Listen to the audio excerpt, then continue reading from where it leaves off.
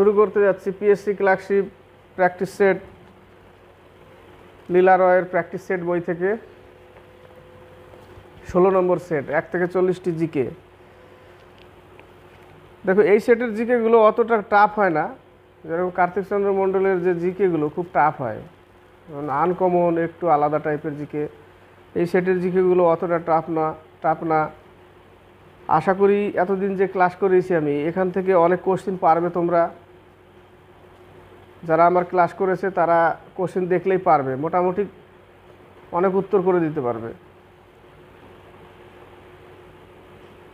তো সময় নষ্ট করবো না, শুরু করতে চলেছি। দেখো 1 থেকে 3 পর্যন্ত কোশ্চিনের দিকে তাকাও, কোশ্চিনটা পড়ো। 1 নম্বর কোশ্চিনে কি বলেছে, অলিভার টুইস্ট গ্রন্থটি কার লেখা? অনেকের পরিচিত অলিভার টুইস্ট, অনেকে পরিচিত না কোশ্চিনের সাথে, যারা মোটে পড়ে না তাদের তো একদমই পরিচিত না। অলিভার টুইস্ট গ্রন্থটি কার লেখা? এই টাইপের কোশ্চিন প্রত্যেকটা সেটে একটা না একটা দুটো পাচ্ছি। কার রচনা, কে করেছে। দেখো এই সেটগুলো মানে তৈরি করেছে যে এই জায়গা থেকে কোশ্চিনগুলো আসবে একটা করে, তাই না? তো থাকছেই, একটা না একটা থাকছেই। তো অলিভার টুইস্ট গ্রন্থটি লেখা হচ্ছে Charles Dickens. Oliver Twist, David Copperfield, a tale of two সিটিজ।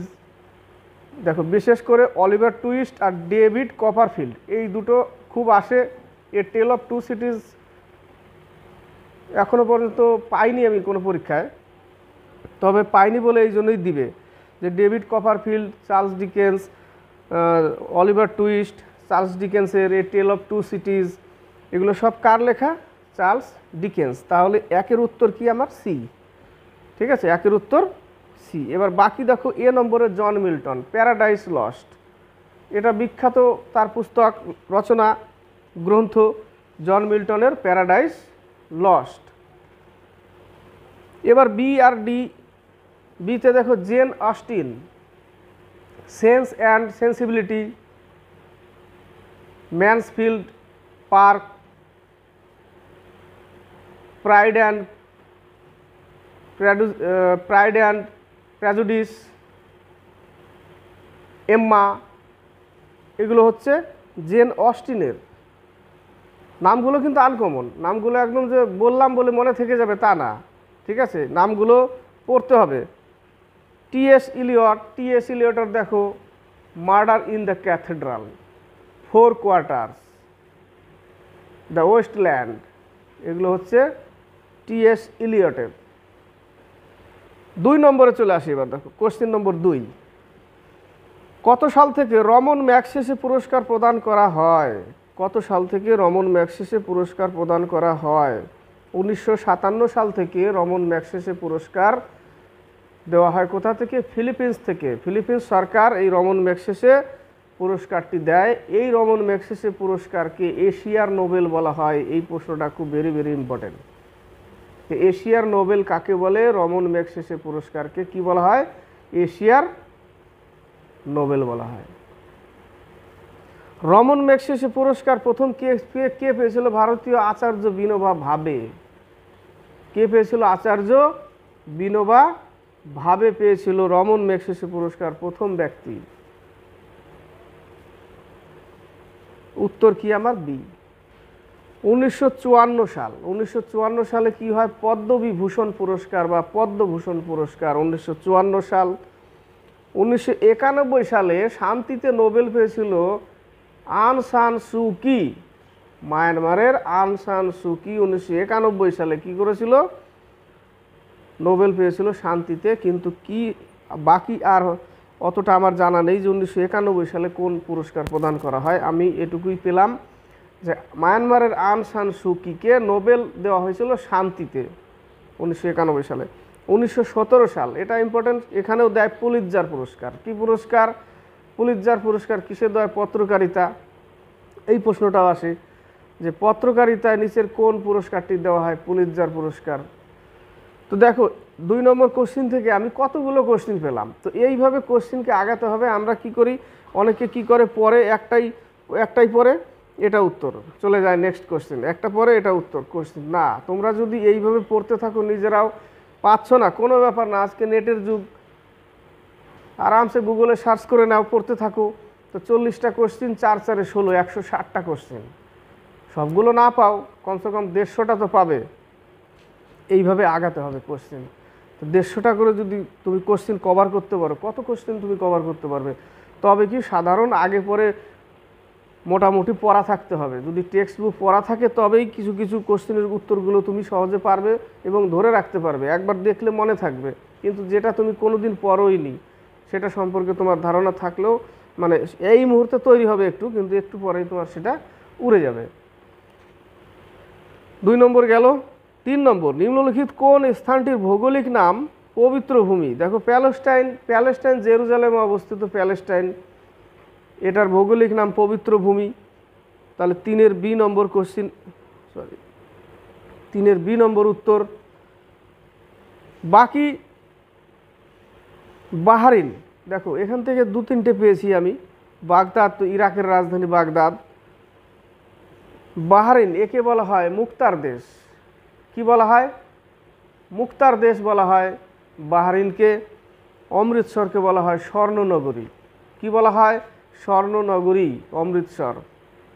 অমৃতসরে যে স্বর্ণ মন্দির আছে সেই জন্য একে কি বলা হয়? অমৃতসরকে স্বর্ণনগরী বলা হয়। মনে থাকবে, প্যালেস্টাইনকে পবিত্র ভূমি বলা হয়। এই কোশ্চেনটা অনেক সেটে পাচ্ছি, ঘুরে ঘুরে আসছে। বাহরিন হচ্ছে মুক্তার দেশ। কিসের দেশ? মুক্তর দেশ। মুক্তর দেশ কাকে বলে? বাহরিন। 4 নম্বর থেকে 6 নম্বর। 4 নম্বর কোশ্চেন দিকে তাকাও, দেখো কোশ্চেন, সূর্যের পরে পৃথিবীর দ্বিতীয় নিকটতম নক্ষত্র কোনটি? Proxima Centauri. প্রক্সিমা সেঞ্চুরি বা Proxima সেন্টারি, Proxima Centauri. Proxima Centauri হচ্ছে আলফা সেন্টুরি এ, alpha Centauri B, alpha Centauri C মিলে Proxima Centauri. Alpha Centauri A, alpha Centauri B, alpha Centauri C, A B C আছে, এগুলো মিলে সব কি? Proxima Centauri. তাহলে সূর্যের পরে পৃথিবীর দ্বিতীয় নিকটতম নক্ষত্র প্রক্সিমা সেন্টুরি। সিরিয়াস, এখান থেকে 2টো কোশ্চেন ইম্পর্টেন্ট। একটা হচ্ছে প্রক্সিমা সেন্টুরি, কি বললাম? Alpha Centauri A B C মিলে প্রক্সিমা সেন্টুরি। সিরিয়াস একে বলা হয় ডগ স্টার। এটা হচ্ছে রাতের আকাশে উজ্জ্বল নক্ষত্র। এর পরেরটা হচ্ছে ক্যানোপাস। প্রথম এটা হচ্ছে সিরিয়াস, যাকে কি বলা হয়? ডগ স্টার বলা হয়। এই প্রশ্নটা আসে, নিচের কোনটিকে ডগ স্টার বলা হয়? সিরিয়াসকে কি বলা হয়? ডগ স্টার, উজ্জ্বল নক্ষত্র। ঠিক আছে, রাতের আকাশে উজ্জ্বল নক্ষত্র সিরিয়াস। এর পরের যেটা দ্বিতীয়তম সেটা হচ্ছে ক্যানোপাস। তো কোশ্চেন হচ্ছে যে সূর্যের পরে পৃথিবীর দ্বিতীয় নিকটতম নক্ষত্র কোনটি? Proxima Centauri. আর ডগ স্টার কাকে বলা হয়? এই প্রশ্নটা ইম্পর্টেন্ট। ডগ স্টার কাকে বলা হয়? সিরিয়াসকে বলা হয় ডগ স্টার, যেটা হচ্ছে রাতের আকাশে উজ্জ্বলতম নক্ষত্র। এর পরেরটা হচ্ছে ক্যানোপাস, যেটাই বইয়ে আছে পিছনের দিকে, কিন্তু ডগ স্টারটা নেই। ডগ স্টারটা মনে রাখবে, সিরিয়াসকে কি বলা হয়? ডগ স্টার বলা হয়। 5 নম্বর কোশ্চিনে চলে যাও। চোল বংশের প্রতিষ্ঠাতা কে ছিল? এখান থেকে 2-3টে কোশ্চিন আমি জানি যত দূর, সেগুলো বারবার পরীক্ষায় আসে। চোল বংশের প্রতিষ্ঠাতা কে ছিল? বিজয়ালয় চোল। বি নম্বর অপশন দেখো, বি নম্বর অ্যান্সার হবে বিজয়ালয় চোল। চোল বংশের রাজধানী কোথায়? তাঞ্জোর বা তাঞ্জাবুর। এই প্রশ্নটা আসে। চোল সাম্রাজ্যের সবথেকে বিশেষতা কি ছিল? নিচের অপশন থাকবে নৌ পরিবহন। এই যে একটা নৌসেনা পরিবহন যেটা ছিল চোলদের, সবথেকে এটা বিশেষ একটা শক্তিশালী সেনা ওটা বলা যায়। সেই সময় কিন্তু কারো ছিল না, শুধু অনলি চোলদের ছিল, যার ফলে তারা সমুদ্রপথে তারা কি করত? বিভিন্ন জায়গা জয় করে নিত।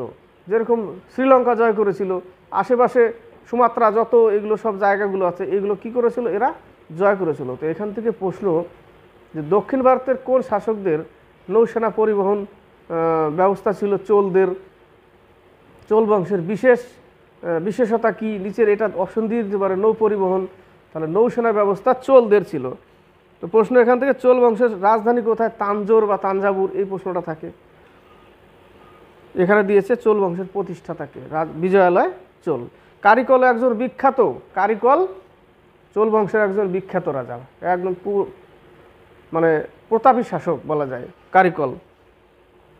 6 নম্বর দেখো, 6 নম্বর থেকে কোশ্চিন, 76-এর মন্বন্তর মন্বন্তরের সময় গভর্নর অফ বেঙ্গল, 76-এর মন্বন্তরের সময় গভর্নর অফ বেঙ্গল কে ছিল? ছিল হচ্ছে কার্টিয়ার। এই বইতেই আছে উত্তর কার্টিয়ার। তো কার্টিয়ার, এগুলো কিছু কোশ্চেন মনে রাখার কোশ্চেন। রবার্ট ক্লাইভ, আমরা জানি পলাশির যুদ্ধ হয়েছিল রবার্ট ক্লাইভের সময়। ভ্যান্সি ডার্টের সময় বক্সারের যুদ্ধ হয়েছিল 1764, বক্সারের যুদ্ধ। 1757 পলাশির যুদ্ধ, 1757 কি পলাশির যুদ্ধ, 1764 বক্সারের যুদ্ধ। বক্সারের যুদ্ধ কার সময়? ভ্যান্সি ডার্ট। এবার হচ্ছে ভেরেলস্ট, এটা হচ্ছে মহীশূরের যুদ্ধ। ভেরেলস্টের সময় কি হয়? মহীশূরের যুদ্ধ।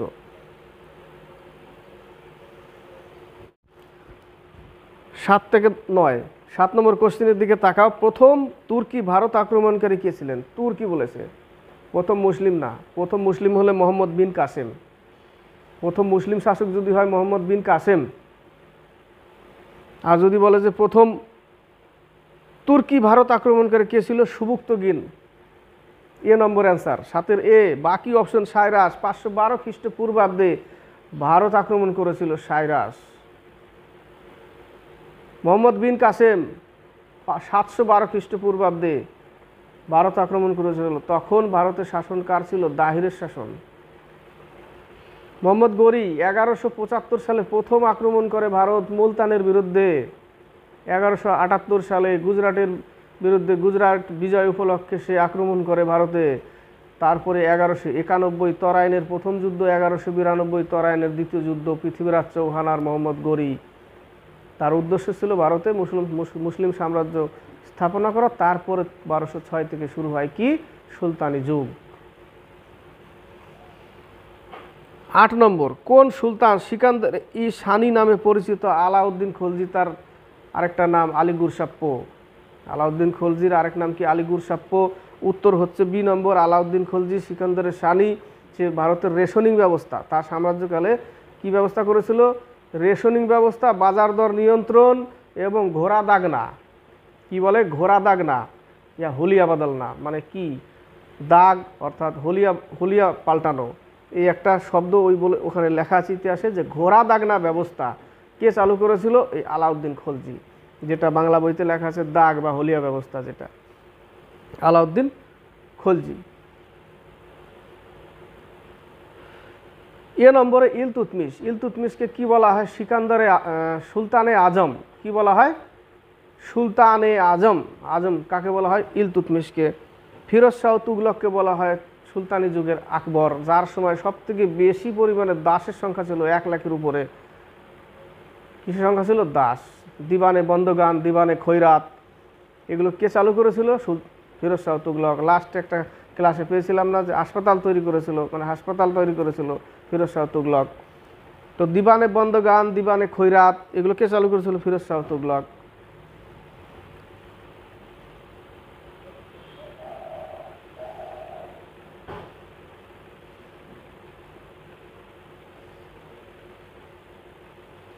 মোহাম্মদ বিন তুগলক। মোহাম্মদ বিন তুগলককে কি বলে? পাগল রাজা, রক্তপিপাসু। পাগল রাজা, রক্তপিপাসু। 9 নম্বর, সম্রাট অশোক কবে সিংহাসন আরোহণ করেন? দেখো 273 BC, বি নম্বর অপশন। দেখো ওটাই উত্তর। 273 BC, বিফোর খ্রিস্টে সে সিংহাসন আরোহণ করে।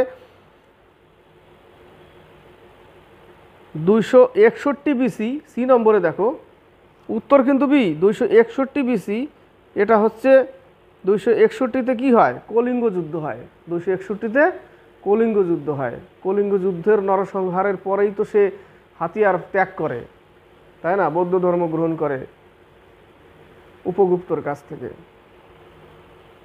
তার ভাইপো। 261 BC। 269 BC, এটা হচ্ছে রাজ্যাভিষেক, সিংহাসন আরোহণ করে 269 BC। তো 9-এর হচ্ছে বি নম্বর অ্যান্সার। কলিঙ্গ যুদ্ধ 261 BC। কলিঙ্গ যুদ্ধ, কলিঙ্গ কোথায় অবস্থিত? উড়িষ্যায় অবস্থিত। অশোক যুদ্ধনীতি ত্যাগ করে কোন যুদ্ধের পরে? কলিঙ্গ যুদ্ধের পরে। এবার তাকাও 10 নম্বর, 10 থেকে 13। 10-এর কোশ্চেন দেখো, নিম্নলিখিত কোন স্থান রেল হুইল ফ্যাক্টরির জন্য বিখ্যাত? Excellent wheel. এক্সেলেন্ট হুইল হচ্ছে ব্যাঙ্গালোর অবস্থিত। কোশ্চেন হচ্ছে বি নম্বর অ্যান্সার। বাকি অপশনগুলো দেখো কপুরথলা পাঞ্জাবে অবস্থিত railway coach factory Kapurthala. Varanasi diesel locomotive works Varanasi. Perambur এটা হচ্ছে integral coach factory, integral coach factory হচ্ছে পেরাম্বুর। 11 নম্বর এবার দেখো, চন্দ্রগ্রহণ হয় যখন, অনেকে এটা করতে গিয়ে অনেকে যাদের মানে ওর সিকুয়েন্স অর্থাৎ সে জিনিসটা বোঝে যে কিভাবে হচ্ছে, কোনটা আসছে মাঝখানে, কোনটা দুটো জিনিসই তো মাঝখানে আসবে, এক হয় চাঁদ মাঝখানে আসবে আর এক নয় সূর্য পৃথিবী মাঝখানে আসবে, তাই না? তো কোনটা কখন হয় অনেকে যদি না বুঝে মুখস্থ করে ওটা ভুল করে দেয় উত্তর। কিন্তু এই জায়গাটা বলেছে চন্দ্রগ্রহণ অর্থাৎ চাঁদের উপরে ছায়া পড়বে, কখন পড়বে? যদি পৃথিবী মাঝে আসে। এই জিনিসটা বুঝতে হবে যে চন্দ্রগ্রহণ কখন হবে, চাঁদের উপর ছায়া পড়ে যাবে, তার মানে আমি মিডিলে, সূর্য থেকে আলো আসছে, আমার হয়ে আলো যাচ্ছে না চাঁদ অবধি, আটকে যাচ্ছে পৃথিবীতে, হয়ে গেল চন্দ্রগ্রহণ। পৃথিবী যখন সূর্য ও চাঁদের মাঝখানে আসে, এটা হচ্ছে চন্দ্রগ্রহণ। ক্লিয়ার? কি করে হচ্ছে? যে চাঁদের উপর ছায়া পড়ে গেছে, তার মানে আমি মিডিলে আছি, সূর্য থেকে যখন আলো আসছে চাঁদের উপরে, মাঝখানে আমি দাঁড়িয়ে গেলাম, এই পাশে সূর্য, আমার পেছনে চাঁদ, আমি মিডিলে দাঁড়িয়ে গেছি, সূর্যের আলো আমার উপরই পড়ছে, ওখানে যাচ্ছে না, চন্দ্রগ্রহণ হয়ে গেছে। এবার যখন আমি পিছনে চলে যাব, চাঁদ যখন মাঝখানে চলে আসবে, তখন আবার কি হবে? সূর্যগ্রহণ হয়ে যাবে। আমি তো দেখতে পাচ্ছি না, চাঁদ ঢেকে দিয়েছে সূর্যকে, তাই না? চাঁদ ঢেকে দিয়েছে, তার সূর্যগ্রহণ কখন হয়? যখন সূর্য আর পৃথিবীর মাঝখানে চাঁদ চলে আসে, তখন সূর্যগ্রহণ হয়। আর সূর্য আর চাঁদের মাঝখানে যখন পৃথিবী চলে আসে, তখন ওটা চন্দ্রগ্রহণ হয়। বি নম্বর অ্যান্সার দেখো উত্তর। 12 নম্বর, ইন্দেরকিলা ন্যাশনাল পার্ক নিম্নলিখিত কোন রাজ্যে অবস্থিত? ইন্দেরকিলা হচ্ছে Himachal Pradesh. Inderkilla Great Himalayan National Park, Pin Valley National Park, Inderkilla Great Himalayan National Park, Pin Valley National Park, এগুলো হিমাচল প্রদেশে। বাকি দেখো অরুণাচল প্রদেশে নামদফা অভয়ারণ্য, হ্যাঁ নামদফা, দাফলা, নামদফা, এগুলো সব অরুণাচল প্রদেশে অবস্থিত। উত্তরপ্রদেশে দুধওয়া, এটা important question, Dudhwa National Park, Dudhwa National Park. মধ্যপ্রদেশে কানহা কিসলি ন্যাশনাল পার্ক, কানহা কিসলি। তো 12 হচ্ছে বি নম্বর অ্যান্সার। 13 নম্বর, নিম্নলিখিত কোন রাজ্যগুলিতে পঞ্চায়েত ব্যবস্থা নেই? কোনোটাতেই নেই পঞ্চায়েত ব্যবস্থা। দেখো নাগাল্যান্ড, মেঘালয়, মিজোরাম, এই তিনটা মনে রাখবে। দেখা গেলো কোনো পরীক্ষায় একটা তুলে দিল, কোনটার মধ্যে পঞ্চায়েত ব্যবস্থা নেই। ত্রিস্তরীয় ব্যবস্থা যেটা আমাদের পঞ্চায়েত ব্যবস্থা, সেটা 1993 সালে 73তম সংবিধান সংশোধন দ্বারা করা হয়েছে, যেটা এখানে উত্তর হচ্ছে উপরোক্ত সবগুলি, কোনো জায়গায় ব্যবস্থা নেই। উত্তর ডি, কোনো জায়গায় ব্যবস্থা নেই। এবার হচ্ছে 14 থেকে 16, 14 নম্বর থেকে 16 নম্বর। 14 নম্বর কোশ্চেন দেখো, সংবিধান থেকে কোশ্চেন দিয়েছে। কোনো রাজনৈতিক দলকে জাতীয় দলের মর্যাদা পেতে হলে নিম্নলিখিত কোন শর্ত পূরণ করতে হয়? 1 নম্বর অপশন দেখো, সাধারণ নির্বাচনে 4 বা তার বেশি রাজ্যে প্রদত্ত ভোটের 6% ও 4টি লোকসভা আসন পেতে হবে, এ নম্বর অ্যান্সার। 15 নম্বর, ভারতীয় সংবিধানের কত নম্বর ধারায় রাজ্যপালের ক্ষমা করার অধিকার দেওয়া হয়েছে? রাজ্যপালের 161 ধারা। ভারতীয় সংবিধানের কত নম্বর ধারায় রাজ্যপালের ক্ষমা করার অধিকার দেওয়া হয়েছে? 161 ধারা, সি নম্বর অ্যান্সার। বাকি ধারা 61 ইমপিচমেন্ট, মহাভিযোগ, রাষ্ট্রপতিকে সংবিধান উল্লঙ্ঘনে কি করতে হয়? ইমপিচমেন্ট পদ্ধতি দ্বারা সরানো হয়। সরানোর আগে 14 দিন আগে নোটিশ দিতে হবে। ধারা 72, এটা হচ্ছে রাষ্ট্রপতির ক্ষমা করার শক্তি। 72-এ কি আছে? রাষ্ট্রপতি ক্ষমা প্রদানের শক্তি। 72 ধারা 72। ধারা 54-তে হচ্ছে রাষ্ট্রপতি নির্বাচন মণ্ডলী গঠন, অর্থাৎ রাষ্ট্রপতির যে রিক্ত স্থান ভরার জন্য রাষ্ট্রপতির নির্বাচন মণ্ডলী গঠন করা হচ্ছে ধারা 54-তে। 16 নম্বর, রাজ্যসভার চেয়ারম্যানকে পদচ্যুত করার জন্য কত দিনের নোটিশ দিতে হয়? 14 দিন, সি নম্বর অ্যান্সার। এবার হচ্ছে 17 থেকে 20। পশ্চিমবঙ্গে কোন সালে অপারেশন বর্গা চালু হয়? পশ্চিমবঙ্গে কোন সালে অপারেশন বর্গা চালু হয়? 1978 সালে অপারেশন বর্গা চালু হয়, এইটুকুই মনে রাখো। 1978 সালে অপারেশন বর্গা চালু হয়। 18 নম্বর, JNNURM কোন সাল থেকে চালু হয়? 2005। Jawaharlal Nehru national urban renewal mission, Jawaharlal Nehru national urban renewal mission 2005 সালে চালু হয় 18C। 19 নম্বর, নিম্নলিখিত কোন দ্রব্য বা দ্রব্যগুলি জিএসটির বাইরে রাখা হয়েছে? GST goods and service tax 1 July 2017 চালু হয়। বাকি যতগুলো অপশন আছে সবগুলোই উপরোক্ত সবগুলি অ্যান্সার। মদ, পেট্রোল, পেট্রোপণ্য, ডিজেল এগুলো সব কি জিএসটির বাইরে রাখা হয়েছে। 20 নম্বর, বৈদ্যুতিক বাল্বের ভিতরে কোন গ্যাস পাওয়া যায়? বৈদ্যুতিক বাল্বের ফিলামেন্ট টাংস্টেন দিয়ে তৈরি, যার সংকেত হচ্ছে ডব্লিউ। কি দিয়ে প্রকাশ করে? ডব্লিউ দিয়ে। ডব্লিউ দিয়ে প্রকাশ করা হয়। টাংস্টেনের মধ্যে যেন কোনো বিক্রিয়া না ঘটে তার জন্য তার মধ্যে কি নিষ্ক্রিয় গ্যাস ভরা হয়, আর্গন আর নাইট্রোজেন। আর্গন বা নাইট্রোজেন বৈদ্যুতিক বাল্বে ভরা হয়। বৈদ্যুতিক বাল্বের ভিতরে কোন গ্যাস পাওয়া যায়? উপরের কোনোটিই না। অক্সিজেন আগুন জ্বালাতে সাহায্য করে, কার্বন ডাইঅক্সাইড বা আগুনকে নেভাতে সাহায্য করে, না নিজে জ্বলে না অপরকে জ্বালাতে সাহায্য করে, নেভাতে সাহায্য করে। অক্সিজেন প্রাণদায়ী গ্যাস আর অক্সিজেন আগুন জ্বালাতে সাহায্য করে। এখানে উত্তর হচ্ছে কোনোটাই না। আর্গন আর নাইট্রোজেন নিষ্ক্রিয় গ্যাস ভরা হয় বৈদ্যুতিক বাল্বের ভেতরে। ঠিক আছে, বৈদ্যুতিক বাল্বের ফিলামেন্ট কি দিয়ে তৈরি? টাংস্টেন দিয়ে তৈরি। এবার হচ্ছে 21 থেকে 23। 21 নম্বরের কোশ্চেনের দিকে তাকাও। পারমাণবিক চুল্লিতে মডারেটর হিসেবে ব্যবহৃত হয় ভারী জল ও গ্রাফাইট। ভারী জল D2O ডয়টেরিয়াম অক্সাইড আর কি আর গ্রাফাইট। কেন ব্যবহার করা হয়? পরমাণু চুল্লিতে হচ্ছে নাভিকীয় বিখণ্ডন হয়। কি হয়? নাভিকীয় বিখণ্ডন, ফিশন, নিউক্লিয়ার ফিশন হয় পরমাণু চুল্লিতে, যেটা নাভিকীয় বিখণ্ডন হয়। বিখণ্ডনের ফলে কি হয়? বোমবারি তৈরি হয়। বোমবারি মানে বোঝো? বোমবারি বলতে বোমের মতো ব্লাস্ট, সেখানে ব্লাস্ট হয়। সেখানে কি হয়? নিউট্রনের গতিকে স্থির করার জন্য, নিউট্রনের গতিকে ধীরে করার জন্য মডারেটরের হিসাবে গ্রাফাইট ও ভারী জল D2O ডয়টেরিয়াম অক্সাইড ব্যবহার করা হয়। কার গতিকে ধীরে করার জন্য? নিউট্রনের গতিকে ধীরে করার জন্য।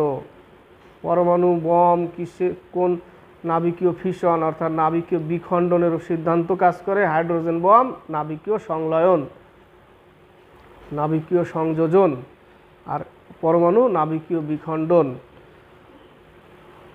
তো মডারেটর হিসাবে কি ব্যবহার করা হয়? ভারী জল D2O ডয়টেরিয়াম অক্সাইড আর গ্রাফাইট।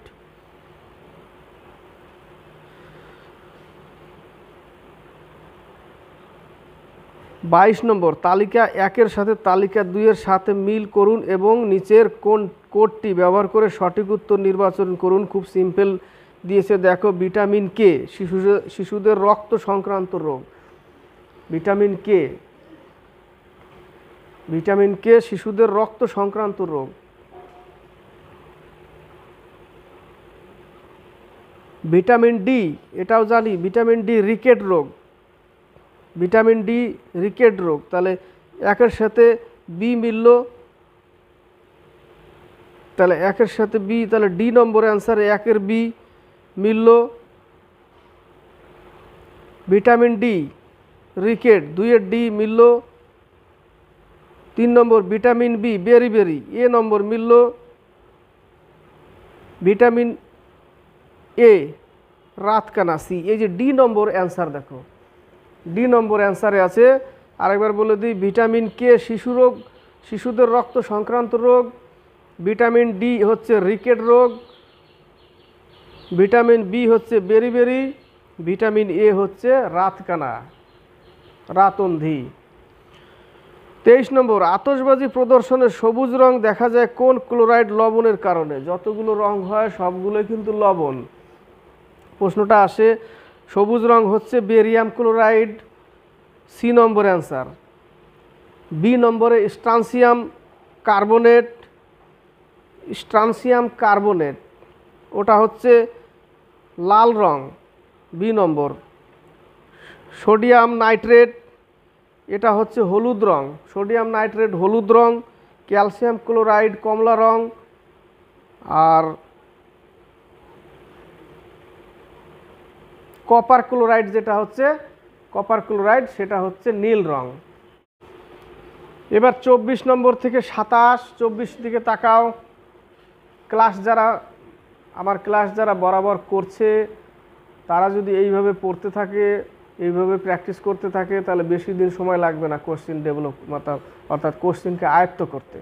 ঠিক আছে, আয়ত্ত করতে বেশি দিন সময় লাগবে না।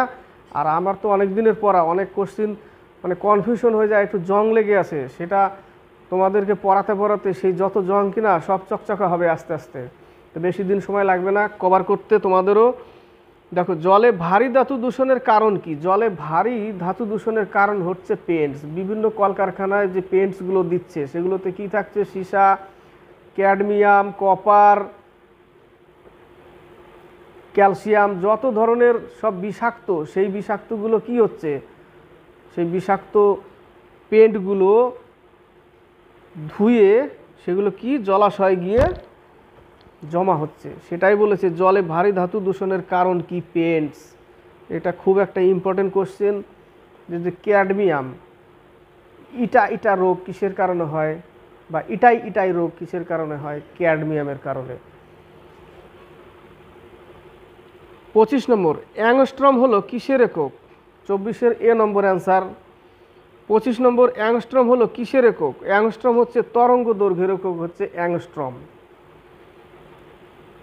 তরঙ্গ দৈর্ঘ্যের অ্যাংস্ট্রম, 1 অ্যাংস্ট্রম সমান সমান 10⁻⁻10 মিটার। 10⁻⁻10 মিটার। অ্যাংস্ট্রমকে কিভাবে প্রকাশ করে? এ দিয়ে উপরে একটা শূন্য ছোট্ট একটা গোল দেয় অ্যাংস্ট্রম। ঠিক আছে, 1 অ্যাংস্ট্রম সমান সমান 10⁻⁻10 মিটার। অ্যাংস্ট্রম দিয়ে পরমাণুর ব্যাসও মাপা হয়। অ্যাংস্ট্রম দিয়ে পরমাণুর কি মাপা হয়? ব্যাসও মাপা হয়। আবার ফার্মি দিয়েও মাপা হয়, ন্যানো দিয়েও মাপা হয়। এক এক জায়গায় কে কীভাবে কোশ্চিনটা ওখানে সেট করবে সেটার উপরে নির্ভর করবে। ঠিক আছে। কম্পাঙ্ক, এটা হচ্ছে কম্পাঙ্কের এসা একক হচ্ছে হার্জ। তো তোমাকে হার্জ না দিয়ে সাইকেল পার সেকেন্ডও দিয়ে দিতে পারে, সাইকেল প্রতি সেকেন্ডও দিয়ে দিতে পারে। শক্তির এসা একক হচ্ছে জুল, বেগ হচ্ছে মিটার পার সেকেন্ড। তো অ্যাংস্ট্রম কিসের একক? তরঙ্গ দৈর্ঘ্যের একক। 26 নম্বর, ঋজুদা চরিত্রের স্রষ্টাকে? বুদ্ধদেব গুহ হচ্ছে ঋজুদা, আর ব্রজদা হচ্ছে গৌর কিশোর ঘোষ। ব্রজদা হচ্ছে গৌর কিশোর ঘোষ, আর বুদ্ধদেব গুহ হচ্ছে ঋজুদা। সমরেশ বসু গোগল, সমরেশ বসু এ হচ্ছে গোগল, আর উপেন্দ্র কিশোর রায়চৌধুরী, এটা ইম্পর্টেন্ট, অনেকেই পরিচিত আমরা এই কোশ্চেনের সাথে। গুপি বাইন, বাঘা বাইন, উপেন্দ্র কিশোর রায়চৌধুরী। হ্যাঁ, আগে কোশ্চেনটা আসতো খুব, এখনও যে আসবে না কিছুই বলা যায় না। এগুলো আসবে না বলে অনেকে পড়ে না, কিন্তু পরীক্ষার হলে আসলে ওখানে গোল মিলিয়ে যায়। তো 26-এর হচ্ছে সি নম্বর। সমরেশ বসু কি বললাম? গোগল বললাম। গৌর কিশোর ঘোষ ব্রজদা, আর ঋজুদা হচ্ছে বুদ্ধদেব গুহ, আর উপেন্দ্র কিশোর রায়চৌধুরী বাঘাবাইন, গুপি গাইন, বাঘাবাইন। 26-এর হচ্ছে সি নম্বর।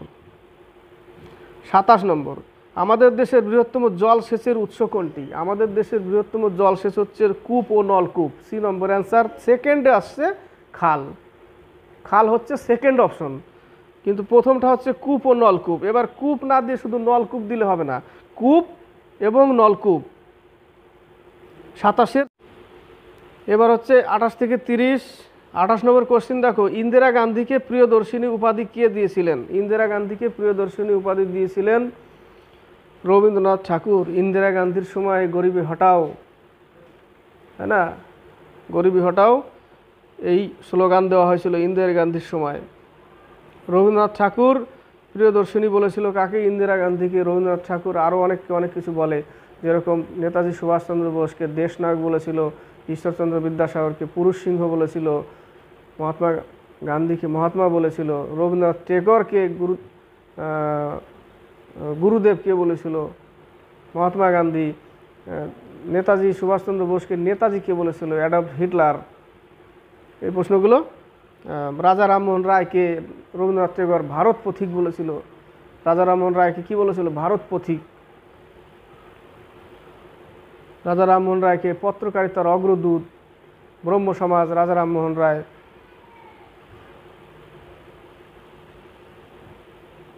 28 হচ্ছে ডি নম্বর। 29 নম্বর, নিম্নলিখিত কোন স্থানে central public health engineering research institute? সেটা হচ্ছে নাগপুরে। সি নম্বর অ্যান্সার। মহীশূর হচ্ছে খাদ্য অনুসন্ধান সংস্থান। যাদবপুর হচ্ছে গ্লাস অ্যান্ড সিরামিক ইনস্টিটিউট। আর দুর্গাপুর হচ্ছে মেকানিক্যাল ইঞ্জিনিয়ারিং রিসার্চ ইনস্টিটিউট। এটা হচ্ছে দুর্গাপুর, ডি নম্বর। কিন্তু 29-এর উত্তর হচ্ছে সি, নাগপুর। 30 নম্বর, দাফলা আবর মিসিমি উপজাতি নিম্নলিখিত কোন স্থানে দেখা যায়? অরুণাচল প্রদেশ। দাফলা নাম দফা দাফলা অভয়ারণ্য না, বলেছিলাম ক্লাসেই।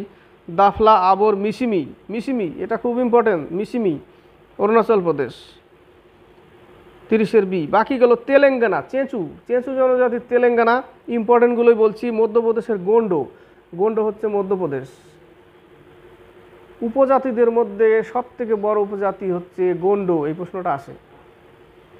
আন্দামান নিকোবরে জারোয়া, শ্যাম্পেন, ওরাও, এগুলো আন্দামান নিকোবরে। 31 থেকে 33। 31 নম্বর, নিম্নলিখিত কোন দিনটিতে আন্তর্জাতিক ও অহিংসা দিবস পালন করা হয়? 2 অক্টোবর গান্ধী জয়ন্তী, ওটাই, ডি নম্বর। বাকি 23 ডিসেম্বর কৃষক দিবস, 20 আগস্ট সদ্ভাবনা দিবস, 14 নভেম্বর কি দিবস? Children's day. তাহলে 31-এর হচ্ছে D. How to avoid a climate disaster গ্রন্থটির লেখককে? Bill Gates. লেখককে? Bill Gates. বিল গেটসের আরও লেখা আছে যে মাইক্রোসফটের স্রষ্টা বিল গেটস, তাই না? আর বিল গেটসের এ রোড অ্যাহেড এটাও বিল গেটসের লেখা। How to avoid a climate disaster গ্রন্থটির লেখককে? Bill Gates. তাহলে 32-এর হচ্ছে ডি নম্বর। আর একটু বলছি, Barack Obama, audacity of hope. প্রশ্নটা আসতে পারে, অডাসিটি অফ হোপ কার লেখা? বারাক ওবামার লেখা। অডাসিটি অফ হোপ কার লেখা? Barack Obama. দুটোই মনে পড়লো, দুটোই বললাম। 33 নম্বর, কি ভার্জিন অফ দ্য রক্স চিত্রটিকে অঙ্কন করেছেন? Leonardo da Vinci. মোনালিসা, তারপরে এইটা ভার্জিন অফ দ্য রক্স, এগুলো কার লেখা? লিওনার্দো দা ভিঞ্চি, একজন চিত্রকার। বাকি দেখো, পাবলো পিকাসো হচ্ছে গুয়ের্নিকা। এর একটা আমি আগে উত্তরটা বলেই নি। 33-এর হচ্ছে ডি নম্বর। এবার পাবলো পিকাসো এও চিত্রকার, এ হচ্ছে গুয়ের্নিকা। এর একটা ইম্পর্টেন্ট চিত্র হচ্ছে গুয়ের্নিকা, যেটা পাবলো পিকাসো অঙ্কন করেছে। মকবুল ফিদা হোসেন, যার চিত্রগুলো ভারতীয় সমাজে ভালো, কিন্তু একটু আলাদা টাইপের, ঠিক আছে, একটু আলাদা টাইপের। তো ভারতের পিকাসো কাকে বলা হয়? এই মকবুল ফিদা হোসেনকে বলা হয় ভারতের পিকাসো বলা হয় মকবুল ফিদা হোসেনকে। এর চিত্র হচ্ছে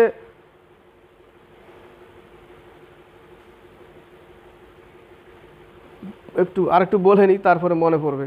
নন্দলাল বসু, যম ও সাবিত্রী, নন্দলাল বসু। আরও অনেক লেখা আছে যেগুলো মনে পড়ে না। আর মকবুল ফিদা হোসেনের একটা ইম্পর্টেন্ট, সেটা হচ্ছে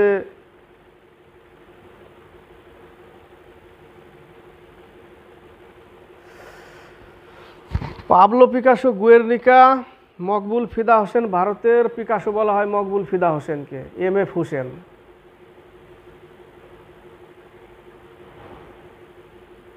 ভিনসেন্ট ভিন গঘ, মনে পড়লো, মনে আসে না, খামচিয়ে বের করতে হচ্ছে। ভিনসেন্ট ভিন গঘ হচ্ছে মকবুল ফিদা হোসেন। ভিনসেন্ট ভেন গঘ, মকবুল ফিদা হোসেন। একে ভারতের কি বলা হয়? পিকাসো।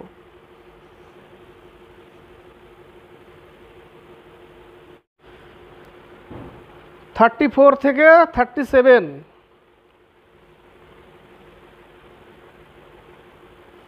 34, যৌনকর্মীদের পুনর্বাসনের জন্য পশ্চিমবঙ্গ সরকার নিম্নলিখিত কোন প্রকল্পটি চালু করেছে? মুক্তির আলো, ডি নম্বর। কিসের আলো? মুক্তির আলো, ডি নম্বর অ্যান্সার, মনে রাখবে, কারেন্ট অ্যাফেয়ার্স এগুলো। 35 নম্বর, পুরনো পলিমাটি কী নামে পরিচিত? সিম্পলভাবে মনে রাখবে, পুরনো জিনিস ভাঙে তাড়াতাড়ি, তাই ওটা ভাঙর। নতুন জিনিস ওটা হলে খাদর। নতুন ফসল উঠছে ওটা খাই, পুরনো ভাঙে বেশি, এইভাবে মনে রাখবে। পুরনো পলিমাটি কী নামে পরিচিত? ওটা ভাঙবে, পুরনো হলেই ভাঙবে জিনিসটা, তাই ওটা ভাঙর। আর নতুন পলিমাটিকে কি বলা হয়? খাদর। নতুনটাকে খাদর, পুরনোটাকে ভাঙর। তো 35-এর পুরনো বলেছে, তাহলে বি নম্বর অ্যান্সার। 36 নম্বর, ভারতরত্ন পুরস্কার কোন বছর থেকে দেওয়া শুরু হয়? 1954 সাল থেকে ভারতরত্ন পুরস্কার দেওয়া হয়। ভারতের সবথেকে বড় নাগরিক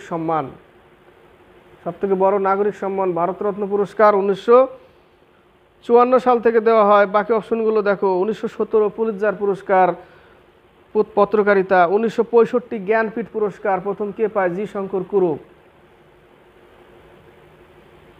আমাদের বেঙ্গলের তারাশঙ্কর বন্দ্যোপাধ্যায়, হ্যাঁ, প্রথম জ্ঞানপীঠ পুরস্কার।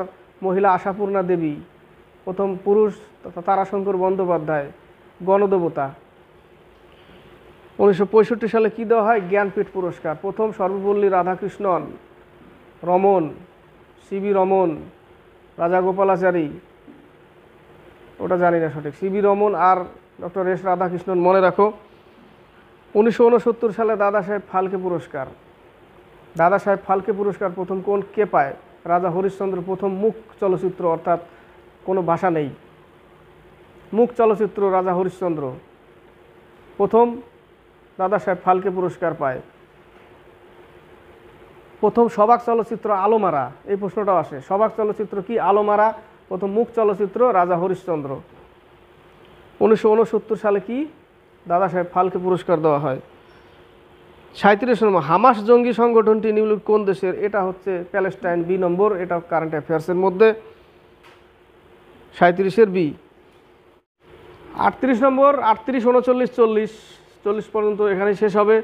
38 নম্বর, সম্প্রতি কোন ভারতীয় রেল স্টেশন গ্রিন রেল স্টেশনের শংসাপত্র লাভ করেছে? এটা current affairs. Vijayawada railway station, current affairs, শুধু রোটে যাও, মনে করে যাও, পড়ে যাও, শুধু, আর কিছু করার নেই ওটার। তাহলে 38-এর বিজয়বাড়া রেলওয়ে স্টেশন, এটা তো গ্রিন রেল স্টেশনের শংসাপত্র লাভ করেছে, গ্রিন রেল, মনে রাখতে হবে, বিজয়বাড়া রেলওয়ে স্টেশন। 39, সম্প্রতি কোন রাজ্য বা কেন্দ্রশাসিত অঞ্চল উধমপুর রেলওয়ে স্টেশনের নাম পরিবর্তন করে মাটার ক্যাপ্টেন তুষার মহাজন রেলওয়ে স্টেশন নামকরণ করেছে? জম্মু কাশ্মীর, সি নম্বর অ্যান্সার। 40 নম্বর, শেষ কোশ্চেন, সম্প্রতি অনুষ্ঠিত 29তম কলকাতা আন্তর্জাতিক চলচ্চিত্র উৎসবের উদ্বোধক কে ছিলেন? সালমান খান। কলকাতা নেতাজি ইনডোর স্টেডিয়াম, যেটা,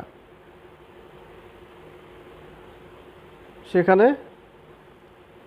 29তম কলকাতা আন্তর্জাতিক চলচ্চিত্র উৎসবের উদ্বোধক কে ছিলেন? সালমান খান। 40-এর সি। তো 1 থেকে 40টি কোশ্চেন করতে গেলে শুধু 4 4 16 160টা কোশ্চেন না, অনেকগুলো কোশ্চেনের উত্তর বলা হয়। তো অনেকগুলো কোশ্চেনের উত্তর এই জন্যই বলি, শুধু যদি আমি অ্যান্সার বলি তাহলে কিন্তু মজা আসবে না পড়ে বা ক্লাস করে মজা আসবে না, তোমাদেরও মজা আসবে না, তোমরাও দেখতে চাইবে না যে এটা তো আমরা নিজেরাও পড়তে পারি, তাই না? উত্তর, কোশ্চেন অ্যান্সার।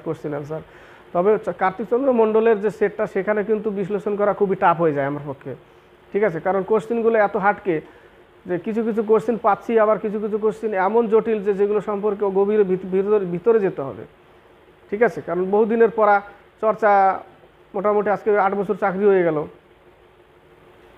তো অনেক জিনিস ভোলা, তার ভিতরেও টাচে আছি একটু করে, ধীরে ধীরে এখন তোমাদের ক্লাস করাতে আস্তে আস্তে আর একটু ডেভেলপ হবো। অন্য চ্যাপ্টারগুলো নেওয়ার ইচ্ছা থাকে কিন্তু নিতে পারি না, ওগুলোও নিব আস্তে আস্তে। তো যাই হোক, আজকে এই পর্যন্তই। 1 থেকে 40 পর্যন্ত জিকে, যদি ভালো লাগে তাহলে কমেন্ট বক্সে কমেন্ট করে পাঠাবে।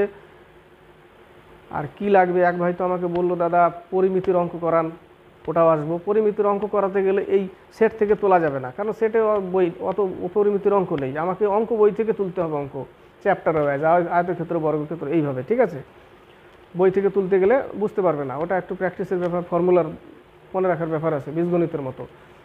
তো আজকে এই পর্যন্তই থাক। 1 থেকে 40 কত নম্বর সেট করালাম? 16 নম্বর সেট। এরপরে আশা করব মোটামুটি পরীক্ষার আগে সেটটা শেষ করার, জিকে, ম্যাথও দিব ধীরে ধীরে।